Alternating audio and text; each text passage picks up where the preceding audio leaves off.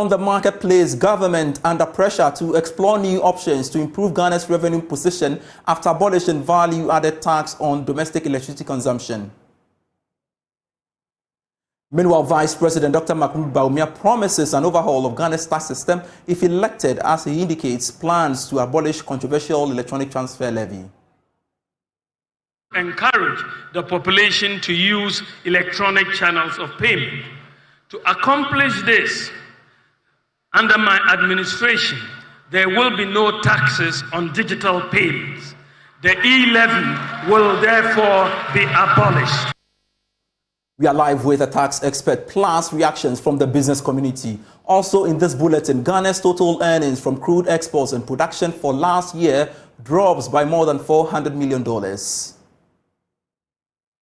We have details of these and many others coming your way all in a moment. Please stay on.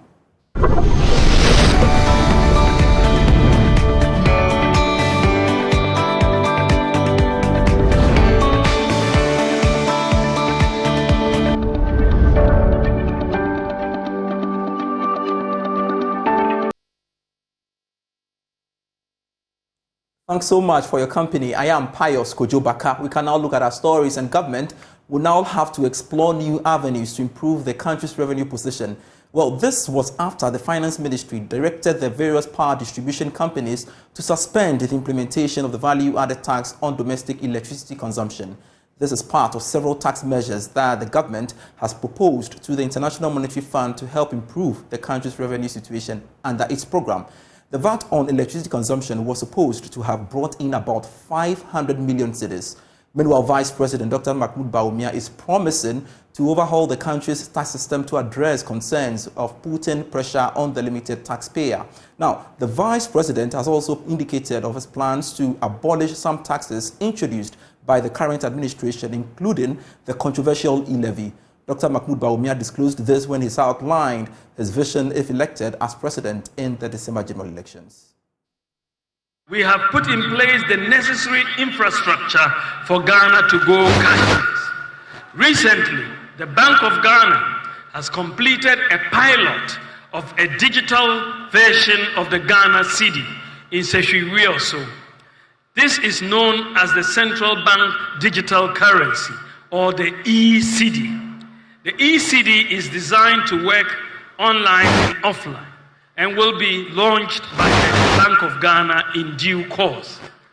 In my humble opinion, the e-cedi, with appropriate privacy protections, will be the ultimate weapon in our fight against corruption, because it will provide transparency, reduce the risk of fraud, robbery, tax avoidance, and money laundering, since it will be easy to track the movement of money and identify suspicious activity. The e-cedi will quicken the pace of Ghana's move towards a cashless or near cashless society. Ladies and gentlemen, to move towards a cashless economy, however, we have to encourage the population to use electronic channels of payment. To accomplish this, under my administration, there will be no taxes on digital payments. The e-levy will therefore be abolished. All right, so let's get on the phone lines and speak to senior tax partner Deloitte Ghana, George Ankoma, as we analyze these tax issues. And of course, thanks so much, sir, for joining me on the marketplace. There's been calls for the scrapping or reviewing of the 15% VAT on electricity consumption for further engagement. First of all, do you think that an engagement now will yield positive results? Thank you, Pious. And the name is George Ankoma, just to correct that. All right, please go ahead. All right. So, Pious, I think the call for withdrawal and the fact that we understand the minister has withdrawn the implementation for further engagement is the right thing to do. And the issue of VAT on domestic electricity supply capped at the lifeline has been in our book for quite some time, I believe since 2014, has been there, but has never been implemented. And so I would say it's not a new thing in terms of it being in our book. However, for implementation, I think it is not time for us to look at this, and I believe that is why over the years governments have not implemented this electricity by domestic use beyond the lifeline. As the technocrat will tell you that the lifeline usage is just about a single bulb. So you are talking of, if you just have a local source with a bulb, that's the lifeline. And so to introduce or to implement VAT at this time of our economy, I think that will not be the best time to do that. We have been talking about 15%, but the reality is that once we are talking of implementing VAT on the usage of electricity, it's going to go together with the levy. So we are talking of 6% levy, which will be charged on the utility bill or electricity bill, and then the 15% will be charged on it. So putting that together, the increase is actually 21.9%, and not just 15%. So that's one thing that we should be aware of. All right, George. So for you, going into this engagement with, of course, the stakeholders, what should entail in this meeting, you would say? I think that government needs revenue, yes, but then government should be looking at other means of raising revenue, and I think that we have enough practice already as an economy, and so there should rather be more revenue-enhancing measures that the government should be looking at, and also ways of cutting government expenditure, especially in this year being an election year. That's what government should be looking at, but not to introduce taxes such as this. I would even say that organized labor should be looking at engaging government and in with parliament to the extent of ensuring that this provision in our tax laws of charging VAT, which is beyond the lifeline VAT and levies applying on it, should completely be exempted. And so that provision, for Parliament to consider amending the provisions in the tax laws to eliminate or to exempt supply of electricity for domestic or for dwelling completely exempted, so that we do not get to this stage again. And I think it is the right call, even as the minister, the vice president has mentioned that in his administration he will scrap it, and I believe the other opposition government or opposition party has also mentioned that ex-president Mahama has also mentioned that he will scrap it. So that suggests that both parties think that this is not a tax that we should implement now, and so there should be that conversation for a possible withdrawal completely of possible exemption of entire usage of electricity for domestic use or for dwelling. But Mr. Nkrumah, now that you've brought in Dr. Mahmoud Bawumia's decision to scrap some of the taxes, again, there are concerns whether that is feasible under an IMF program. And you being a tax analyst or a tax person, do you think that is achievable, really? Pious, I do not think the IMF necessarily directed us to implement specific taxes. It is our call to call for some specific taxes as a demonstration of how we can raise domestic revenue. What IMF expects from Ghana or from government is a demonstration of how you can raise domestic revenue, and for that reason, government came out with some taxes, some new taxes, as a way of demonstrating our revenue mobilization capacity. And so, by not implementing VAT on electricity should not be the reason why we could not achieve our revenue target, but rather to enhance the existing taxes and the tax collection mechanism. But Mr. Nkrumah, this is a tax that had a revenue projection of about 500 million cedis. How can government make up this shortfall if it appears that, okay, at the end of the negotiations and what have you, we've decided to scrap it? Right. So you agree with me that there are areas within the economy that we have not done so well when it comes to taxes. And I'll, for instance, mention the informal sector. If you are aware, somewhere in 2019, there was even a law that was passed for a digital mobile device. We all travel out of this country, and any item you buy, you receive a receipt, which receipt is linked to the revenue system. And so that law that was passed, we have never implemented it. Somehow, as part of revenue enhancing mechanism by the government, last year started the introduction of the VAT system, where a number of businesses were linked to the Ghana Revenue Authority's platform. And so whatever invoices or whatever things that is being reported by a business that has been linked to the system is reported straight. And you agree with me that there were news items that within 1 month, some institutions or some organizations VAT reporting more than double or triple. So I believe that these are some of the things that we need to do to enhance the mechanisms or the systems that we have mentioned or that we have taken steps to start. Just make sure that we continue to do it, and I believe that we should be able to raise whatever revenue that we need to raise as a country. Grateful for your time. Senior tax partner Deloitte sharing his perspective with us on the tax story. Let's stay a while longer on this matter because the business community is strongly against this particular tax. And Chona Mapelu is the Greater Accra Regional Chairman of the Association of Ghana Industries, AGI, and joins me on phone as well to share his perspective with me on the matter. Thanks so much, Chona, for your time. Now, the suspension of the 15% VAT on electricity consumption must come to you as a good one, right? Yes, it is because you'd observe that the countries that develop with industrialization normally have a huge consuming public. So what it means is that the disposable income of citizens are crucial for industrial development. And so any effort to take away from disposable income of consumers provide a huge source of worry to industry. Because whilst we are producing and asking our citizens to buy what we produce, they need to have the money to purchase.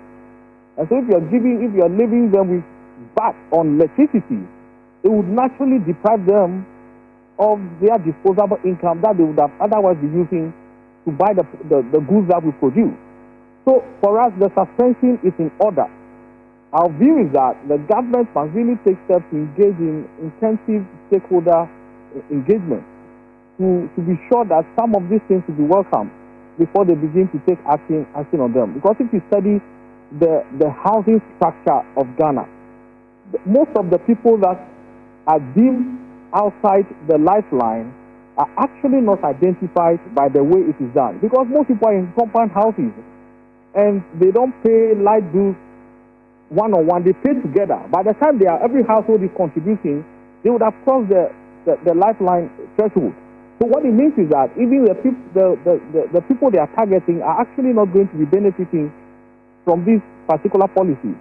So our view is that government needs to do a lot more to deepen the collaboration and stakeholder engagement before some of these things are bringing. And at this stage, the household income is really under threat because it appears that there's a lot of taxes that just come, and all of them affect income in a big way. And once incomes are affected, we are unable to sell because in as much as they wish to buy the things we are producing, they need to have the money to be able to buy. So we're very clear in our mind that the suspension is in order. In fact, we wish that it's actually withdrawn entirely. All right. The great news is that government is willing to engage stakeholders, which, of course, your association heavily represents. And I want to know how open you are as a business community to collaborate, devoid of an entrenched position as you walk into the engagement with government on the tax matter. Thank you. If you study the history of AGI is always available to engage. We believe that solution lies in the minds of collective. And so we're happy to sit with government, which we do regularly. We're available anytime they engage us. We're happy to discuss and come to an amicable solution. But at this stage, in the tragedy of the history of the country, it is very difficult to consider any imposition of taxation in any form, because the industry is really struggling with all of these taxes, and also citizens are also struggling, and we need citizens to be capable to be able to buy, whilst we are also looking forward for a regime that allows us to have a lot of freedom with taxation so that we can produce also. So this is not a good time at all for any taxation in any form. Right. Thank you very much, Shona Mafelu, for your time here on Marketplace. He is the Greater Accra Regional Chairman of the Association of Ghana Industries. Away from tax-related stories, Ghana's earnings from exports of crude oil and production posted some significant decline last year. Well, this was after reviewing the country's petroleum funds report over the last 2 years. George Yafe has the rest of the story. Ghana Petroleum Funds report showed that for 2023, Ghana got more than $1 billion from the exports of crude, taxes paid by the oil exploration firms in the form of surface rental and corporate taxes to the state. However, in 2022, total receipts stood at more than $1.4 billion. Earnings from total oil liftings from Ghana's oil space was also more than $1 billion in 2022, compared to about $700 million for last year. Further analysis of the numbers showed that government taxes from the activities in the oil space stood at $388 million in 2022, compared to $314 million in 2023. The report also revealed that all the various tax lines from revenue dropped for last year compared to that of 2022. The report also showed that all the various tax lines of revenue dropped for last year compared to 2022, which posted some significant increase. It is not clear for now whether the drop in production in Ghana here was a major factor for this development, or declining prices of crude on the international market was the contributing factor. All right, so let's interrogate this and find out what really this means to our country's upstream petroleum sector. Let's speak to energy strategist, who is also the chief executive of the Eureka Energy, the Dr. Yusuf Suleimana. Thanks so much, sir, for joining me on the Marketplace, and good to see you. Ghana's earnings from crude exports and production posted some significant decline for last year. Does it come to you as a surprise? Yeah, thank you very much, Pious. Good afternoon to you and your cherished viewers. Yeah, indeed, it is not surprising at all. If you clearly monitor the market, what happened in 2022 as compared to 2023, it's not coming as a surprise at all. Two things would have been accountable for, reduction in receivables in your oil export. Number one would have been your volumes, how much you have churned out within the period. And the second one would have been the prevailing prices of the commodity that you are churning out over the period. And if you look at the two, I think both didn't work perfectly to our favor, but the wild card here would have been the commodity prices. Pious, if you remember last year, crude oil price from the upstream space performed creditably well. In fact, it performed excellently. At the point in time, we had it around 90s. It tried to flirt around the 3-digit figure. Yeah, so generally, the crude oil price within the international space in 2022 was very, very high. And that was accountable for why we received huge, receivables from our export. 2023, we expected similar, but getting to the end of the year, I think something else happened. The market took some kind of bearish turns where the oil prices they are just struggling to even cross the 80 barrels per stream day mark. So yes, if you look at the two, volumes could have helped much if you had churned up more, but we are so handicapped in that area. There's more we can do to churn up more volume. But I think what contributed much to the reduction in revenue is actually the prevailing price of the commodity in the international space between the same period in 2022 and that same period in 2023. Pious. All right. So quickly, we've got to reverse this trend. How do we do that? Yeah. So very interesting, difficult question. If I may say, yeah. So of course, international space, there's nothing much we can do. It's a wide variable nobody has control over. However, within our space, in terms of how much volume that we churn, we certainly can do something. What we can do is to just increase the investment within the space. Pious, in the upstream business, whatever profit that you get or whatever amount of volume that you churn out is based on how much you put in. So I'll urge on our LOCs, TALO, ENI, to look at the market and move away from the capital discipline and invest so much. I know there are challenges within the space with respect to competing interests as and renewables, but I think oil and gas still has potential, and it will still be very relevant in the foreseeable future. So the only thing that we can do to reverse the trend at Pious is to increase our investment. Investment is needed to increase our production plateau, elongate it as it is, and then to even bring in new fuels. All this requires investment. So yes, the only way we can turn out the tide is to invest more. All right. Finally, before you go, Dr. Yusuf Sulemana, government has finally suspended the implementation of VAT on electricity consumption for broader consultation. What will this mean to the energy sector going forward? Yeah, I think generally, I believe it bodes well for the entire economy. In fact, if the economy is performing well, definitely the energy sector will perform well. I wasn't comfortable with the tax because of the fact that I believe at this moment in time we need to actually revitalize the kind of taxes that we have that is already existing. We need to be able to make sure that we increase compliance within the space, and not to increase new taxes. So within the energy space, yes, it will help to let us move away a bit from energy poverty, what I call energy poverty. Energy poverty, probably I'll define it as if you spend more than 10% of your monthly income on energy bills, that means that you are heading towards energy poverty. And I can tell you, if you look at the kind of the bills that we pay in terms of our energy sector, the taxes, petroleum and power sector, cumulatively, I think it's quite huge. If we can't reduce it, then we don't need to increase anything at this moment in time. Not for anything, but to help to propel economic growth, we need to be able to ensure that consumers should have dispensable income to be able to spend, and spending actually rejuvenate and revitalize the economy. So I think I welcome the idea of suspending it or even pulling it off the table altogether. It will help, to lessen bills that consumers would have paid, and that's good for the energy sector. Pious. All right. Thank you very much, Dr. Yusuf Sulemana. We are indeed grateful for your time speaking to us on the marketplace. He's an energy strategist and also the CEO of Eureka Energy speaking to us there. And that's it for the marketplace for today. I am Pious Kojo Backah. For more stories, feel free. Do log on to myjoyonline.com/business. Do have a lovely afternoon. See you same time tomorrow. Bye-bye.